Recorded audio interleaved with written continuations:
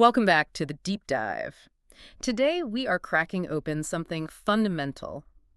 The operating system of success, basically your mind. That's right. We've looked at a whole stack of sources, lessons, some really deep motivational thinking, and we've tried to strip it down, not into just, feel-good ideas, but into the raw mechanics of how high performance actually works. Mm. We're focusing on what we're calling the 8 unshakable truths. These are about the connection between your thoughts, your beliefs, and, well, your external reality. Yeah.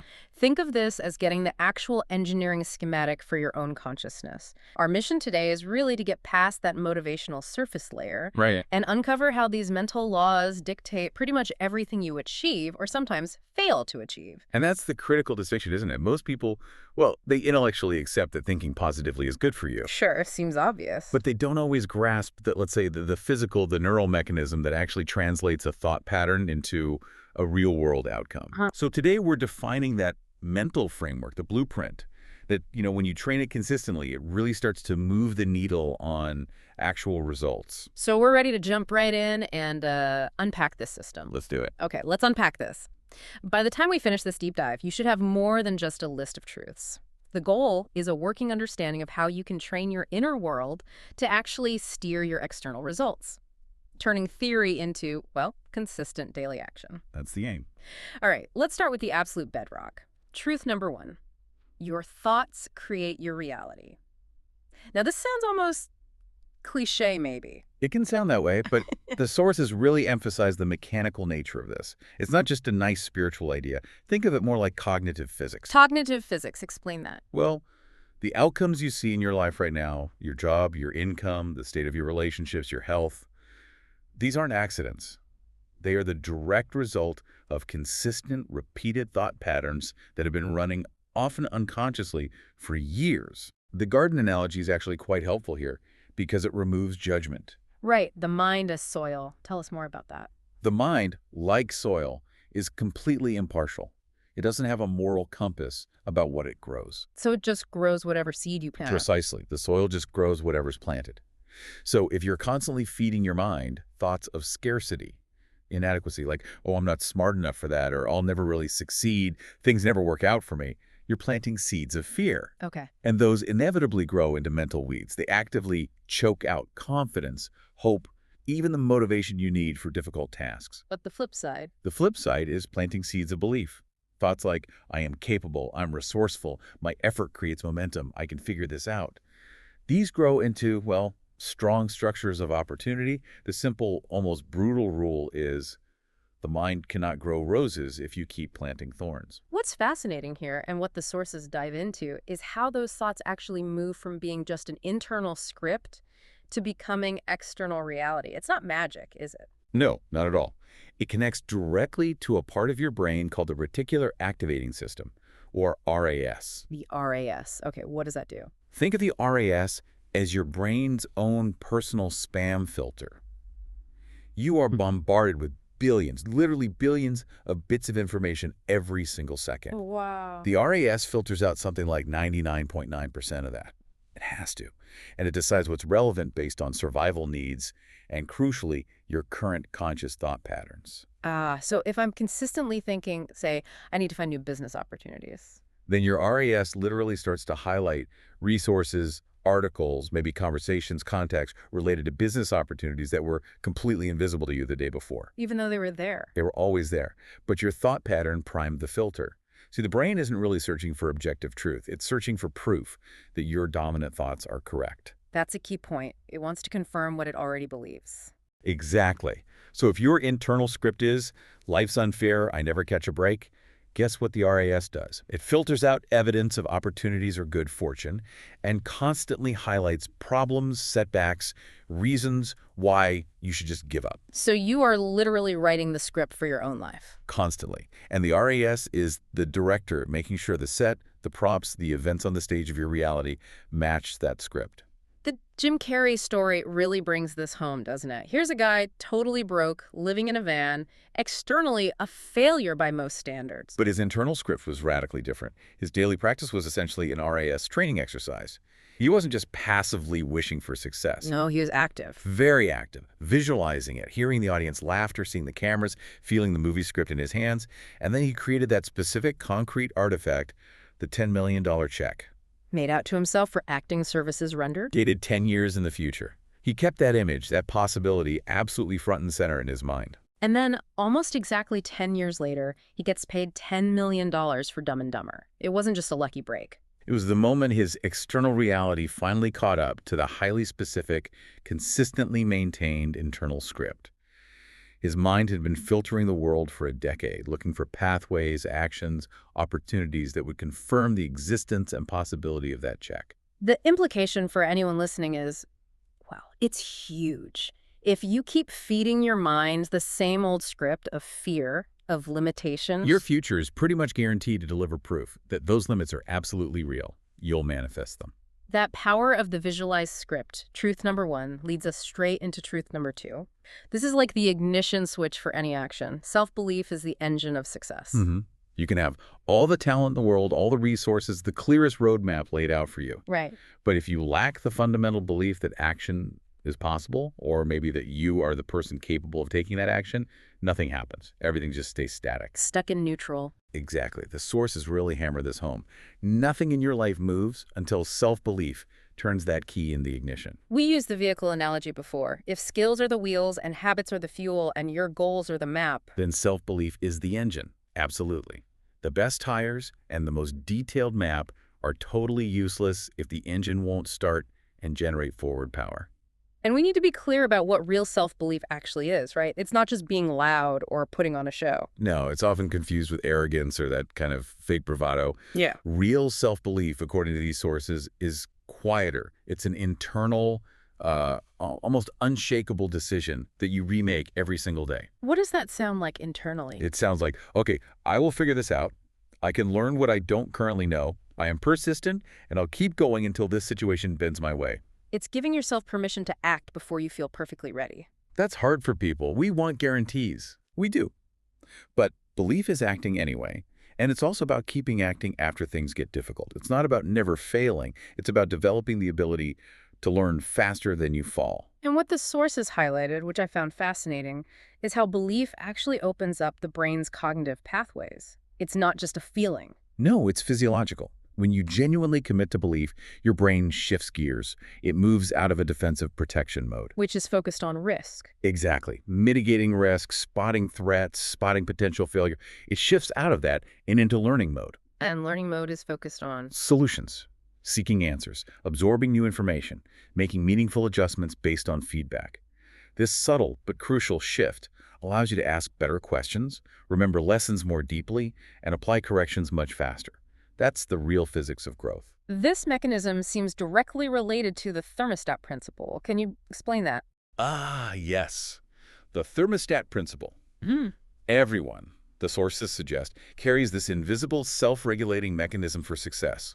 It's like an internal thermostat set to a normal level for your wealth, your health, maybe the quality of your relationships. A comfort zone, essentially. A comfort zone, precisely. And this is a classic example of cognitive bias favoring what feels familiar. Let's say your internal thermostat is set for, I don't know, $70,000 income. That feels normal to you. Okay. Then suddenly maybe you get a promotion or a new opportunity and your income jumps to $90,000. Feels good, but also uncomfortable, unfamiliar. Yeah. Your subconscious mind seeking that crunchable normal will often trigger self-sabotaging behaviors. Maybe you make some reckless spending decisions, or you miss crucial follow-ups, or you find reasons to quit right before a major breakthrough. All designed to get back down to that 70-degree comfort setting. Exactly. All unconsciously driven to return to normal. So raising that thermostat isn't just about wishing you made $100,000. No, it's about making $100,000 feel normal inside your nervous system. How do you do that? It's pure neurological training. It means deliberately staying in the slightly uncomfortable situation, finishing the difficult project, Yeah. keeping the higher-paying client even when it feels intimidating, taking the seat at the table you feel slightly underqualified for. Pushing the boundary. You force your nervous system to adapt. You stay there until the new higher level of performance or success gets registered as the default setting. That resistance you feel, that anxiety, that's just the old setting trying desperately to pull you back down. That feeling of resistance, that pull back to the old normal, leads us perfectly into truth number 3. This is the actual mechanism for breaking through those old limits, the belief action evidence loop. Yes. And this addresses the core mistake most people make. They wait. They wait for absolute, undeniable evidence before they're willing to truly believe. They want the guarantee first. They want the 100% guarantee of success, which basically paralyzes them. Champions, or just successful people, operate differently. They initiate the loop immediately. How does the loop work? It starts small. First, you believe a little, just enough to entertain a possibility. Then, based on that sliver of belief, you act a little. You take one small step to test the waters. Okay. From that small action, you act. Collect evidence. Importantly, this evidence might be success or failure. Failure is just data. This new evidence, even if it's just, okay, that didn't work, but I survived, allows you to believe more. Maybe believe in your resilience or believe in a slightly different approach. And then you repeat the cycle. And you repeat, believe a little more, act a little more, collect more evidence, believe even more. It's an upward spiral. This loop explains why small, consistent wins are so incredibly powerful. It connects back to neuroplasticity, doesn't it? Absolutely. When you take a small action and the result evidence is even mildly positive or just confirms you handled it, your brain releases a small, satisfying hit of dopamine. The reward chemical. Exactly. And that dopamine hit acts as a chemical reinforcement. It essentially lubricates the neural pathway that led to that successful action. This makes the next step in the loop, acting again neurologically, easier, less effortful. The brain is literally rewarding itself for proving the initial small belief correct. The classic historical example that illustrates this perfectly is the 4-minute mile. Oh, definitely. For decades, the world's leading experts, doctors, physiologists universally believed the human body had a hard physical limit. Running a mile in under 4 minutes, biologically impossible. It wasn't a suggestion. It was presented as scientific fact, A wall. a biological wall. But then Roger Bannister in 1954, he broke it. And the crucial point is, he didn't suddenly evolve different lungs or legs. He changed belief. He provided the first piece of undeniable evidence. Irrefutable proof that the limit wasn't biological, it was psychological. And that single piece of evidence immediately triggered the belief-action-evidence loop for dozens of other elite runners. Because once the brain saw it was possible, The performance ceiling was instantly shattered.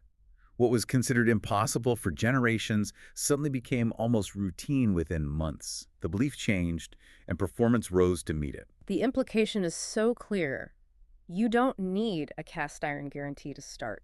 You just need to generate one tiny piece of initial proof for yourself through your own action. That's the spark. Okay, let's transition now into the really practical side. The sources provided this incredibly detailed 10-step framework for actually building this kind of unshakable self-belief and getting that crucial loop started. We should really dig into these steps. Yes, these are the mechanics of change. Let's break them down. We can start with the foundational steps, defining the new identity, and then tracking the proof. Makes sense. Go ahead. Okay, step 1, write and repeat an identity sentence. This is critical because it gives your RES, that brain filter we talked about, a new mission. Instead of a vague goal like, I want to be successful, you define who you are actively becoming. So more specific. Much more specific and action-oriented. For example, I am a consistent creator who delivers reliable value daily. Or maybe, I am a patient learner who celebrates small progress. You read this, you repeat it, you internalize it. You're literally programming the direction for your focus and effort. Okay, that sets the direction. Then step 2 follows directly. Maintain a proof stack journal. Why is this so essential? And why just, say, 3 proofs daily? The proof stack is the evidence collection phase of the loop, made conscious and deliberate. If you just rely on your memory, your brain's natural negative bias takes over. You'll forget the small wins by lunchtime and only remember the big stumble you had yesterday. Right. So you spend just 2 minutes, that's all writing down 3 small, concrete actions you took that day that prove your new identity sentence is becoming true. Things like, I recorded for 12 minutes, I said no to a distracting request, I asked one question I was afraid to ask. Tiny, tangible things. But after just 1 month, you have nearly 90 pieces of concrete, self-generated evidence that your belief is becoming real. That stack physically counters decades of negative self-talk. Okay, identity and proof. Now, moving towards action, especially when you feel stuck. Step 3, the 1-meter win rule. This sounds like it tackles overwhelm. Exactly. Overwhelm is probably the #1 killer of the belief loop. It happens when your brain sees the gap between where you are now and that big end goal as just too vast, too daunting. Right, I can't possibly do all that. So the 1 meter win rule says you shrink the daily task until refusing to do it feels almost ridiculous. If your goal is running a 5K, your win for today might literally be just putting on your running shoes and stepping outside for 1 minute. That's small. That's small. If you need to write a book, your win today is writing 100 words, or even just opening the document. You focus relentlessly on the tiny win you absolutely can control today. That generates the initial dopamine hit, the first turn of the loop's crank. And then, to handle the fear that inevitably pops up when you try new things, we have step 4. Courage reps. Like lifting weights, but for courage. Precisely. Courage isn't a fixed trait, it's a muscle. If you only try to use it when the stakes are terrifyingly high, it's probably going to fail you. So courage reps are about doing small, safe, but slightly uncomfortable actions daily. Examples. Asking for honest feedback on a small piece of work. Starting a brief conversation with a stranger if that feels scary. Posting a rough draft of an idea online. The point isn't the outcome. It's teaching your brain, through direct physical experience, that feeling fear doesn't mean you're going to break or face disaster. You're delinking the feeling of fear from the assumption of actual harm. Okay, that first set of steps, identity, proof, 1 meter win, courage reps, seems focused on getting started and overcoming that initial inertia and fear. What about controlling the internal chatter and maintaining consistency? Good point. That brings us to the next set of tools. Let's look at step 5, replace the sentence. This is about grabbing the remote control for your brain, your internal language. How does that work? When you catch yourself thinking that old, negative, belief-killing sentence like, I just can't do this, or I'm not good at this, it triggers a kind of neurochemical shutdown. Progress halts. Okay. You have to consciously catch it and immediately replace it with a sentence that preserves possibility. The classic replacement is, I don't know how to do this yet, but I can learn. Or, this feels hard right now, which means I'm growing. It changes the signal. It flips the signal from stop, danger, to okay, search for solutions. It keeps that crucial learning mode engaged instead of slamming the door shut. Makes sense. And then for building that reliability, that trust in yourself, we have step 6, evidence first goals. This is a huge trap people fall into. They set these big outcome goals. I want to be fluent in Spanish in 30 days. I want to lose 20 pounds this month. Things they don't fully control. Exactly. Yeah. They don't control all the variables. So when they inevitably fall short of that uncontrollable outcome, their self-belief takes a massive hit. See? I knew I couldn't do it. Evidence-first goals focus only on the behaviors you can control.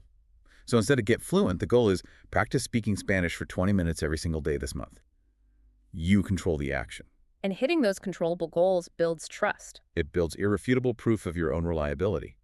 When you consistently do what you say you're going to do, even small things, your brain learns, hey, I can actually trust this person myself. That learned reliability becomes the solid foundation, the engine, for a deeper, more ambitious belief. Okay, so we have identity, proofs, action, courage, language, and reliability. What about maintaining this system long-term? That brings us to step 7, the confidence bank. Yeah, think of every microtask you complete, from your evidence-first goals or your 1-meter wins, as a small deposit into your confidence bank account. The crucial part here isn't just making deposits, it's the review. The Sunday review. Exactly. On Sunday, you look back at your proof stack journal or your log, and you specifically analyze which deposits gave you the biggest return on confidence. Which actions made you feel the most successful, the most energized, or led most directly to the next positive action. So you're optimizing for confidence. You're optimizing your effort allocation. You're not just blindly completing tasks. You're figuring out which specific behaviors generate the most confidence fuel for you, and you lean into those more next week. Smart. Now, step 8 is the environment upgrade.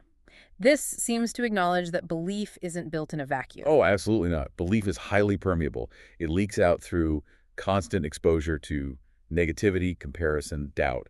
So you have to actively audit and then upgrade your environment. What does that look like practically? It means keeping your physical workspace reasonably clean and organized that signals mental clarity to your brain. It means being ruthless, absolutely ruthless, about the social media accounts you follow. Unfollow anything that triggers comparison or inadequacy. Follow things that teach or inspire. And people. Critically, it means consciously choosing to spend more time with doers, people who are taking action, even imperfectly, and less time with doubters or chronic complainers. Your environment is either silently reinforcing your new beliefs or actively draining them away. No neutrality. Okay, almost there. To avoid that pattern of going all in and then burning out, we have step 9, the two-track plan. Right. This ensures sustainable progress. Track A is your current, simple daily action, defined by that 1-meter win rule. It should feel almost easy. Track B is the next small increment in difficulty, already planned out and ready for the moment. Track A starts to feel effortless. So you're always ready for the next step up. You're ensuring the difficulty ramps up incrementally, smoothly, at a pace where you keep winning. You never make that huge, intimidating jump from running 1K comfortably to suddenly trying 10K. You smoothly transition from 1K to maybe 1.2K, then 1.5K. Momentum loves smooth gradients, and the brain loves predictable, achievable increases in challenge. And finally, the step that makes sure all this effort actually turns into learning. Step 10, post-action reflection. Learning literally stops when reflection stops. After any significant effort, especially after a perceived failure or setback, you must take a few minutes to ask 3 simple questions. 1, what worked well? 2, what didn't work so well? 3, what will I do differently next time? Pulling the wisdom out. Precisely. This process extracts the valuable learning from the experience. It prevents your brain from just slapping a generic failure label on the event and shutting down. Belief thrives on clarity and absolutely hates feeling like effort was wasted. That really is a comprehensive system. It's not just wishful thinking, it's a set of trainable behaviors. Sure. But what about those really tough moments? When anxiety spikes, the system feels broken, and the urge to just quit is overwhelming. Ah, yes. The sources offer a crucial emergency tool for that, the 90-second reset. Okay, what is it? It's designed for physical and mental grounding when your mind is racing and panic sets in. 3 steps. Step 1. Ground your body. Use focused breathing. Inhale slowly for 4 seconds. Hold gently for 2. Exhale slowly for 6. Repeat that maybe 5 times. This activates your parasympathetic nervous system and chemically calms the physical panic response. Great, calm the body first. Then, step 2. Shrink the goal. Forget the whole day. Forget the big project. What is the absolute minimum, tiniest next physical action you can take? Just open the laptop. Just stand up. Just type one word. Make it absurdly small. And step 3. Borrow belief. If you genuinely can't trust your own judgment in that moment, ask yourself honestly, what would my most supportive mentor, my best friend, or my future successful self tell me to do right now? Get that one piece of advice. Execute that single, honest action. You don't need to fix the whole day or rebuild your entire belief system in that moment. You just need to win the next 90 seconds. That's often enough to break the panic cycle. Okay, so we've covered building belief and taking action. Now let's talk about the efficiency of that action. This brings us to truth number 4. Your focus shapes your future.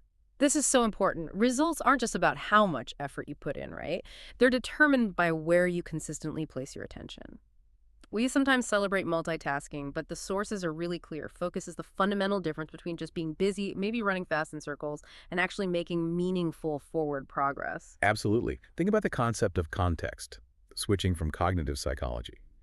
Every time you switch your attention, even for a quick email check or a glance at your phone, your brain has to expend significant energy and time to disengage from the first task, load the context for the new task, and then re-engage. It's not a seamless switch. Far from it. Distraction, therefore, isn't just a small loss of time. It's a major drain on momentum and a surprisingly high cost in mental energy. I like the analogy of a distracted mind being like a car stuck in heavy traffic. Constant starting, stopping, re-accelerating. It burns a massive amount of fuel and gets you nowhere fast. Whereas a focused mind is more like a freight train on a clear track. It takes effort to build momentum initially. But once it's moving, It requires far less energy to maintain that incredible, almost unstoppable speed. it also relates to depth versus breadth, doesn't it? Pouring water into cups. That's another great analogy. If you take your available mental energy, let's say it's a pitcher of water, and you try to pour it into 10 different cups simultaneously. You end up with 10 half-filled cups, lots of started tasks, nothing finished. Exactly. But if you take that same pitcher and pour it with laser focus into just one cup, you fill it quickly, it overflows, you'd achieve mastery or completion much faster. You go deep instead of staying shallow and wide. We can see the power of that kind of ruthless focus in the story of Howard Schultz and the early days of Starbucks. A perfect example. He wasn't juggling 50 different business ideas. He had one singular, almost obsessive vision, transforming coffee from a simple commodity into an aspirational experience, a third place between work and home. And he stuck to it, even when things were tough. He refused to scatter his limited capital and, more importantly, his limited attention onto safer, potentially quicker wins or sideline projects, even when facing immense financial pressure and lots of criticism. He poured everything into the core vision, the store design, the smell, the barista training, the music, the whole cultural feel. That obsession paid off. That intense, sustained level of focus on a single point is arguably why Starbucks managed to scale globally. He kept the heat concentrated long enough for the vision to truly ignite and catch fire in the public consciousness. The magnifying glass analogy holds true. Light scattered is just light. Does nothing, but light held absolutely still, concentrated through a magnifying glass onto one single point. Ignites a fire. Quitting so often isn't because the task was truly impossible. It's simply because we moved the magnifying glass. Something new and shiny caught our attention, and we sacrificed the compounding power of sustained heat, of momentum. Yeah. Okay, so if focus determines the direction and speed of our progress, truth number 5 defines how high we can actually aim. Your mind can overcome any limitation. This is a big one. We have to challenge our perception of limits. When you try something really difficult and you hit a point where you stop, that discomfort, that struggle, it registers emotionally and even physically in your brain as a boundary. A wall. This is as far as I can go. Exactly. You conclude that's my limit. But the sources argue very strongly that most of what we perceive as hard walls are actually just fences. They're boundaries, yes, but they can often be climbed over, dismantled, moved, or even broken through entirely with persistence. And the really insidious part is that we aren't usually born with these fences already built, are we? No. That inner voice whispering, be realistic, don't aim too high, that's not for people like us, is almost always an echo. It's an echo of someone else's fear or limited belief, maybe a teacher, a parent, a friend, or just the general cultural narrative imposing their ceiling onto your potential. And those external suggestions take root. They take root and grow into these invisible but very real psychological chains. So when you accept a limit without even testing it, It solidifies. It hardens into a cognitive truth for you. If you genuinely believe you're not a creative person, your RAS will diligently filter out any evidence to the contrary and ensure you miss creative opportunities that are right in front of you. Your mind becomes the ultimate gatekeeper, and often that gate stays locked simply because you never dared to push on it and see if it was actually locked at all. the critical difference then between a strong mind and maybe a weaker one when facing that resistance is asking what the sources called the crowbar question. Which is simply, what if this limit isn't actually real? What if this is just a fence, not a wall? That question pries open possibility. We see this dramatically in the story of Wilma Rudolph. An incredible example. Born prematurely, contracted polio as a child. Doctors delivered a devastating verdict. She would never walk again without leg braces.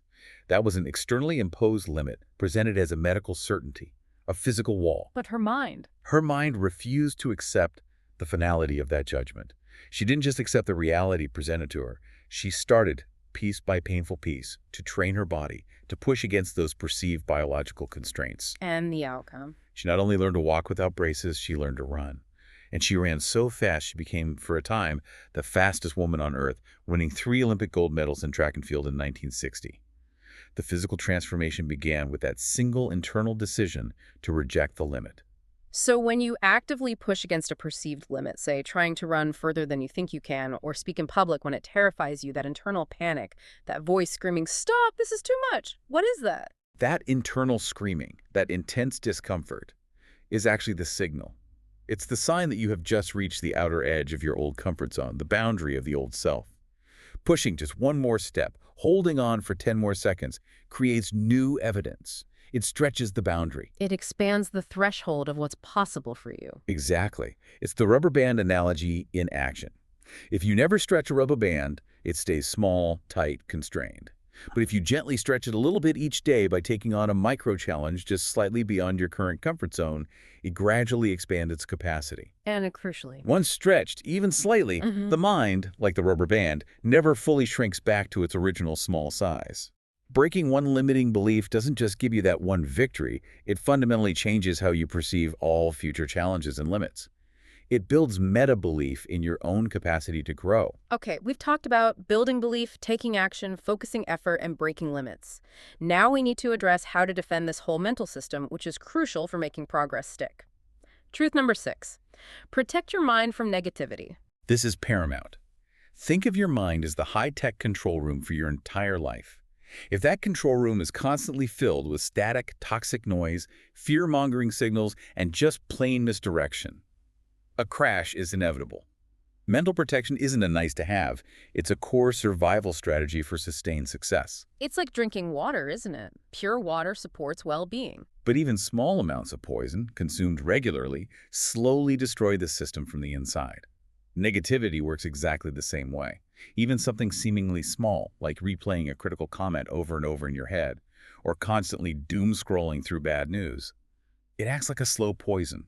It subtly rewires your neural pathways to anticipate and expect the worst. And where does this negativity typically come from? It's not always obvious. No, it's often disguised as necessary information or just normal interaction. Common sources include news cycles that are literally designed to trigger fear and anxiety to keep you watching, social media feeds engineered for comparison, which inevitably triggers feelings of inadequacy, maybe that well-meaning but perpetually skeptical friend or relative.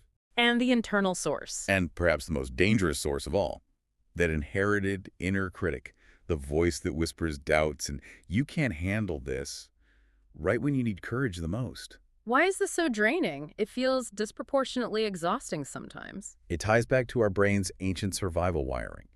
Your brain fundamentally doesn't distinguish well between a physical threat, like a predator jumping out, and an emotional or social threat, like the fear of failure, public rejection, or harsh disapproval.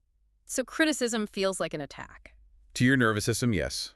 Constant exposure to toxic environments, whether it's a critical workplace or just relentlessly negative news, triggers a chronic state of low-level cortisol release. You're basically living in fight-or-flight mode, even subtly, which leads to burnout and exhaustion because your mind thinks it's constantly battling predators. The antidote, then, is consciously building a protective mental environment. The story of Sarah Blakely, the Spanx founder, is a fantastic illustration of this. It really is. She started with very little capital, no industry connections, selling a product many people initially mocked. But she possessed this incredibly resilient mental framework, largely modeled by her father, The dinner table question. the famous dinner table question. He would regularly ask her and her brother, "So what did you fail at today?" And crucially, he would then celebrate their answers. He wasn't celebrating the setback itself. He was celebrating the attempt. He was celebrating the effort, the courage it took to try something where failure was a real possibility. This unique, protective environment fundamentally reframed failure for her. It wasn't a source of shame or proof of inadequacy, it was simply data.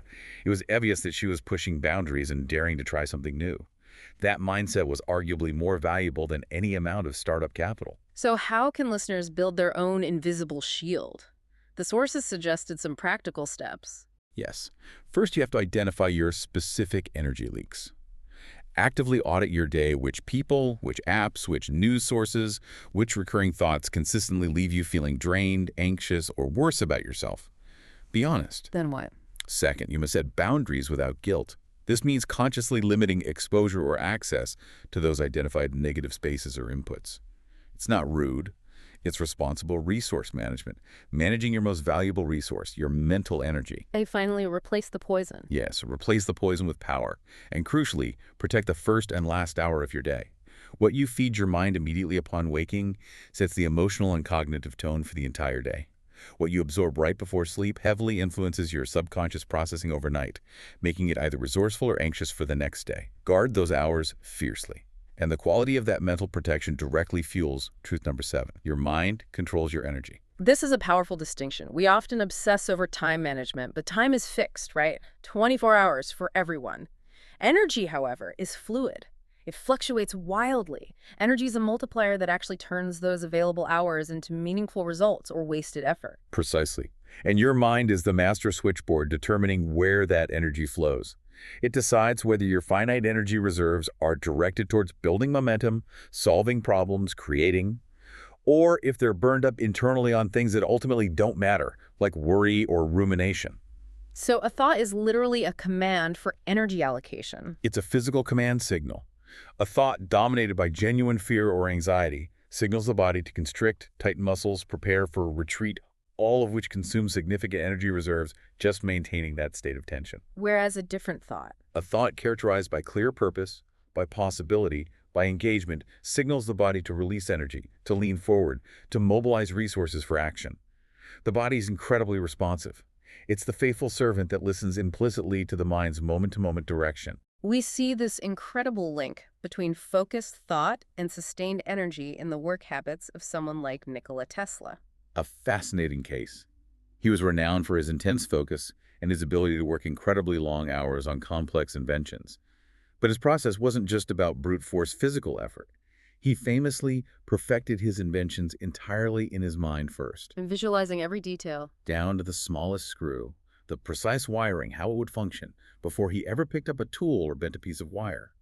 This meticulous process of mental rehearsal, of building the entire thing perfectly in his imagination first, wasn't just planning, it was generating immense cognitive momentum. So when he started the physical work, He was operating from a state of already established mental energy and clarity. He wasn't starting from zero, battling uncertainty with every physical step. His sustained, controlled thought literally fueled the physical action, enabling extraordinary output. to conserve this vital mental energy then, we need to plug the main leaks. The sources highlighted three major ones. The first is overthinking. Yes, which is different from productive thinking.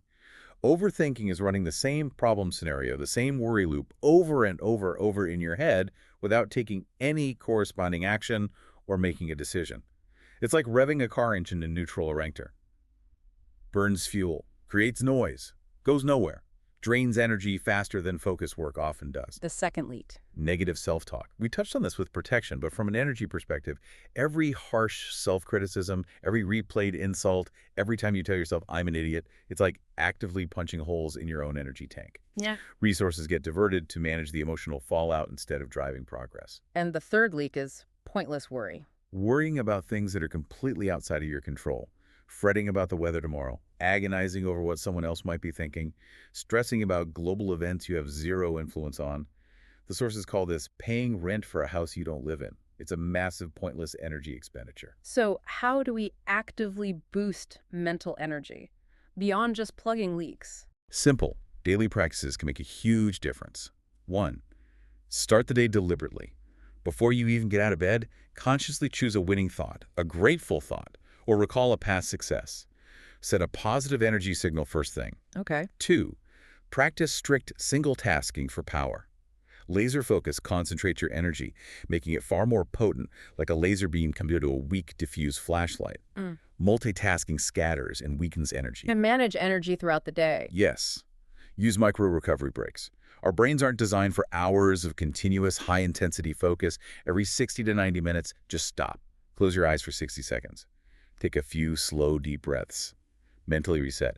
This prevents that gradual cognitive drain that leads to afternoon slumps and burnout. And end the day strong. End the day by briefly reviewing wins, even tiny ones from your proof stack. Reminding yourself of progress reinforces belief, and belief itself is a powerful source of pure mental energy. The ultimate proof that the mind controls energy is so simple, isn't it? When you're feeling utterly exhausted, physically drained. And then you receive genuinely amazing, unexpected good news. A surprise opportunity, a heartfelt compliment, a problem suddenly resolved. What happened? Instant energy, you feel alive again. Instantly. Nothing physical changed in your body in that split second. Your mind simply flipped the switch. It changed the interpretation of your state, shifted the signal from depleted survival to opportunity, possibility, and instantly signaled the body to release a surge of power. The body always listens to the mind. All right, this brings us towards the culmination, truth number 8. Your mind decides what is possible for you. This feels like the ultimate filter. The concept of possibility, what your mind fundamentally accepts as achievable for you, becomes the absolute ceiling on your life's trajectory. The external world might offer the same challenges and opportunities to everyone, but the person who succeeds filters those challenges through the lens of, okay, how can I figure this out? How can this be done? While the person who remains stuck often filters the exact same challenges through, see, this just proves it's impossible for me. Your mind acts like a powerful, invisible compass. If you allow yourself, consciously or unconsciously, to hold primarily small thoughts, thoughts of limited capacity, low expectations, focusing only on avoiding risk, then that compass will inevitably point you only towards small actions, small risks, and consequently small rewards. Expanding your internal sense of possibility is the absolute prerequisite for expanding your external actions and results. The big challenge here, though, is often the time lag, the gap between putting in the effort and seeing the actual tangible results. This is where that story of the Chinese bamboo tree is such a perfect metaphor. It illustrates the point beautifully. You plant the bamboo seed, You water it, fertilize it, nurture it diligently every single day for 5 solid years. And for 5 years, absolutely nothing appears above the ground. Not a sprout, not a leaf, nothing. Most people would have given up long before then. Absolutely. By year 3 or 4, maybe even year 1, most people would conclude, this isn't working. My effort is wasted. This seed is dead. They'd stop watering. They'd walk away. But then what happens? Then, sometime in that 5th year, the bamboo tree suddenly explodes from the ground. It shoots up an astonishing 80 feet, sometimes even more, in just 6 weeks. It's incredible growth. Ugh. But the key insight. The key insight is that the tree wasn't really growing 80 feet in 6 weeks. It was growing down first. For 5 years, it was building a massive, intricate, invisible root system underground, strong enough to support that sudden exponential upward growth. And our dreams, our big goals are often like that bamboo. Exactly. We put in the work, the daily effort, the watering. But the results remain invisible for a long time. Most people are defeated not by the difficulty of the task, but by the time it takes to see success. Their mind screams, impossible, or it's not working, right before the roots are finally strong enough for the breakthrough, causing them to stop watering just before the sprout appears. So how do we actively expand that sense of possibility, especially during that invisible roots phase? You have to consciously challenge your own self-imposed ceiling. One technique is asking empowering questions like, what would it take to make this goal even bigger, even more impactful? Play the what if I could game, deliberately exploring possibilities instead of listing reasons why you can't. Focus on the small wins again. Yes, relentlessly focus on celebrating the incremental wins, those 1-meter wins. Each small victory logged in your proof stack adds undeniable weight to the belief side of the scale. It builds the internal argument. Okay, if I could successfully navigate that small challenge, maybe I can handle something slightly bigger. And be careful whose limits you borrow. Oh, that's crucial. Be incredibly vigilant about whose limitations and whose realistic expectations you internalize. If you adopt the limited worldview, the fears, and the ceiling of the people around you, you will almost inevitably end up living their life, not yours. Choose your inputs wisely. This entire systematic approach, all these truths, they really culminate in our final truth, number 9, which feels like the comprehensive wrap-up. Your mind becomes what you feed it. This is the fundamental principle underlying everything else. Your mind isn't like a fixed computer circuit board set at birth. It's neuroplastic. It's like living clay. It is constantly, dynamically taking the shape of whatever you consistently press into it. So feed it weakness. If you consistently feed it thoughts of fear, complaint, limitation, victimhood, it will reliably shape itself into a finely tuned mechanism for weakness, for spotting threats, for avoiding challenges. And feed it strength. If you consistently feed it vision, possibility, empowering knowledge, examples of resilience, solutions-focused thinking, it will shape itself into a powerful mechanism for strength, for seeking opportunities, for overcoming obstacles. This is the constant, unavoidable reality of the mental diet. Back to the garden analogy one last time. You are the gardener of your own mind. Yes. Every piece of information you consume, every news article, every book chapter, every podcast, every conversation, every social media post, every thought you entertain is a seed. Your primary job as the gardener is to consciously decide which seeds get planted and nurtured and which ones get recognized as weeds, like gossip, fear-mongering, pointless criticism, and get pulled out immediately before they take root. If you're not consciously gardening, If you just indiscriminately allow any and every seed, every piece of mental junk food to land and grow in your mental space, your garden will inevitably become overgrown with weeds. It will choke out the potential for growth. so we need to recognize our daily mental consumption patterns. Absolutely. That endless, mindless scrolling through social media feeds designed to provoke comparison and outrage. Passively absorbing hours of fear-based news cycles. Spending significant time soaking in the complaints and criticisms of negative people. That is mental junk food. And just like physical junk food. Just as your body becomes weak, sluggish, and prone to illness on a diet of physical junk food, your mind becomes reactive, fearful, unfocused, and incapable of sustained positive effort on a diet of junk thoughts and negative inputs. The solution then sounds simple in principle, but maybe hard in practice. The solution isn't complicated, but it absolutely requires conscious discipline. It is simply this: changing your mental diet fundamentally changes your thinking patterns. Changing your thinking changes your minute-to-minute decisions. Changing your decisions changes your actions. And changing your actions inevitably changes your results. You have to actively, deliberately flood your mind with clean, empowering water until all the accumulated dirt and negativity overflows and washes out. So practical steps for improving this mental nutrition. First, conduct an immediate input audit. For the next 24 hours, pay close attention. Search the sources, people, information streams, and habits that genuinely empower you, educate you, or leave you feeling stronger.